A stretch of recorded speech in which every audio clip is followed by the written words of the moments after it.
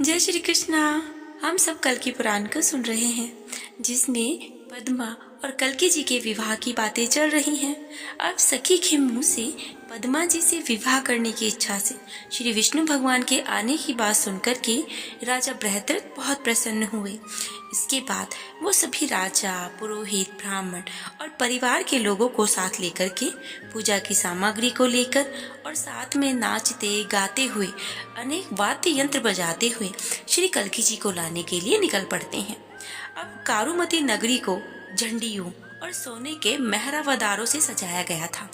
उसके बाद राजा बृहद्रथ ने तालाब के पास जाकर देखा कि श्री विष्णुयत के पुत्र और भुवनों के स्वामी भगवान विष्णु मणियों की वेदी पर विराजित हैं। घनघोर बादलों के ऊपर जैसे दीप्तिमान बिजली, इंद्रधनुष इत्यादि शोभाएं पाते हैं, उसी प्रकार के कृष्ण वन के कल्कि जी के अंग आभूषण उन पर दमक रहे थे। अब रूप और सौंदर्यता की खान कामदेव के उद्यम का नाश करने वाले और कामदेव की चेष्टा को समाप्त करने वाले, शरीर पर पीले वस्त्र पहने हुए, तेज प्रभा से शोभित तथा रूप, शील और गुणों की खान भगवान कल्कि जी ने राजा को अपने सामने देखा और लक्ष्मी जी के स्वामी भगवान कल्कि को देखकर उनकी आंखों में आंसू आ गए और पुलकित शरीर से वो विधिवत पूजा करने लगे। अब इसके बाद ये सब देख करके राजा बृहद्रथ कहते हैं कि हे जगदीश्वर, जिस प्रकार मानधाता के पुत्र से वन में यदुनाथ मिले थे, उसी प्रकार आपका आगमन मुझे भी लगा। अब ये कहकर उनकी पूजा अर्चना करने लगे। उन्हें अपने राजभवन ले आए।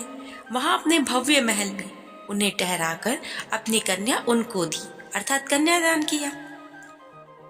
कमल से उत्पन्न होने वाले ब्रह्मा जी के आदेश के अनुसार पद्मा नाव कमल नेत्र भगवान कल्कि जी को कमल के पत्ते जैसी आंखों वाली पद्मा जी को विधि पूर्वक समर्पित कर दिया, अर्थात उनका विवाह करा दिया गया।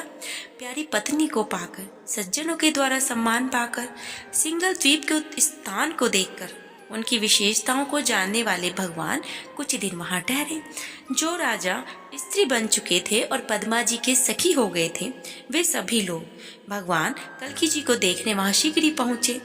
अब वे स्त्रियां जो कि राजा गण थे और स्त्रियां बन चुके थे, वो भगवान कल्कि को देखकर उनके चरण छुए और उनकी आज्ञा से रेवा नदी में स्नान करने के बाद फिर से वो वापस पुरुषत्व को प्राप्त हो गए, फिर से पुरुष बन गए। अब पद्मा जी का रंग गोरा था और कल्कि जी का रंग काला। अब ये तो दोनों एक दूसरे के उल्टे हुए। इसी प्रकार पद्मा जी के नीले कपड़े और कल्कि जी के पीले कपड़े थे। इन दोनों के रंगों का यानी पीले और नीले का आपस में अच्छा मेल प्रतीत होता है। राजा लोग कल्कि जी का परम और अद्भुत प्रभाव देखकर उनकी शरण में आकर बड़े ही भक्ति भाव से उन्हें प्रणाम करने लगे कि हे देव, आपकी जय हो, आपकी जय हो। आप कल्पना करने से संसार में तरह तरह की विचित्र कल्पनाएं पैदा करते हैं और आपके प्रभाव से ही वो सभी कल्पनाएं साकार होती हैं। अब जब तीनों लोग प्रलय के जल में डूब गए, तब आप निर्जन स्थल में प्रकट हुए थे। अब जो राजा हैं वो सभी कल्कि भगवान के पुराने अवतारों का वर्णन करते हैं। कहते हैं कि आपने ही धर्म सेतु के संरक्षण के लिए मत्स्य देह धारण की थी। राक्षसों की सेना जब इंद्र को हराने लगी और तीनों लोगों को जीतने वाला अत्यंत वीर हिरण्याक्ष जब इंद्र का संहार करने चला, तब उसका नाश कर पृथ्वी का उद्धार करने का संकल्प कर आप शूकर के रूप में प्रकट हुए थे। तो हे भगवान, आप हमारी रक्षा करें। फिर जब देवता राक्षस मिलकर समुद्र को मंथते समय मंदराचल का आधार स्थान न पाकर बहुत दुखी हुए, उस समय आपने सभी की सहायता की और कूर्म अवतार लेकर अपनी पीठ पर मंदराचल धारण कर लिया था। अब आपने देवताओं को अमृत पिलाने के उद्देश्य से ही कूर्म अवतार लिया। तो हे परमेश्वर, आप हम सब तीनहीन राजाओं की रक्षा करें और हम पर प्रसन्न हो। अब इसके बाद जब महान, बलवान, महावीर तीनों लोगों को जीतने वाला हिरण्यकश्यप देवताओं को कष्ट पहुंचाने लगा और देवता लोग बहुत डर गए, तो देवता जो हैं वो आपकी शरण में पहुंचे। तब आपने उन दुखी देवताओं को देखकर उनकी भलाई करने का संकल्प लिया। अब आपने दैत्यराज को ब्रह्मा जी का वर मिला हुआ था कि वह देवता, गंधर्व, किन्नर, नर, नाग, शस्त्र, अस्त्र, दिन में, रात में, स्वर्ग में, पाताल में, मृत्यु लोक में उसे कभी भी कहीं नहीं मारा जा सकता। अब ऐसे में आपने एक बहुत ही विचित्र हल ढूंढा। आपने सब बातों पर विचार कर नरसिंह मूर्ति धारण की। अब दैत्यराज आपको देखकर क्रोध के मारे आग बबूला हो गया, दांतों से होठों को काटने लगा, कमर कसकर आपसे लड़ने को तैयार हुआ। तब आपने अपने नाखूनों से उसके हृदय को फाड़कर उसे यमलोक पहुंचाया। तो हे प्रभु, इसके बाद तीनों लोगों को जीतने वाले महाराज बलि के यज्ञ में इंद्र के छोटे भाई बनकर आपने वामन रूप धारण किया और दैत्यराज पर सम्मोहन डालकर आपने 3 पग भूमि मांगी। दान करने के लिए जल छोड़ते ही जब आपकी अभिलाषा पूरी हो गई, तब आपने छल से विराट रूप धारण किया था।